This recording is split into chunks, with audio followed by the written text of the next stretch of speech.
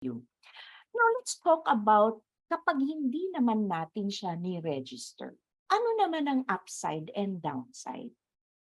Okay, if you don't register it with the BIR, generally it's easier kasi hindi ka na mag-hire ng actuarial firm or a trust company. Ang kailangan mo na lang is a computation on how much you need to pay your employee if ever he or she resigns. Yan. So there are a lot of calculators out there that will be able to help you compute for that one. And of course, you can also consult your financial advisor.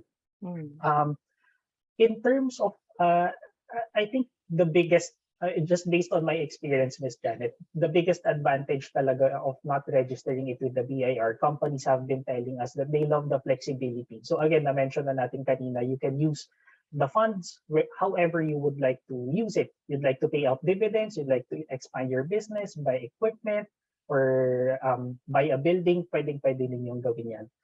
If there's a certain disadvantage to it, it's yung the other side naman when it comes to the taxes.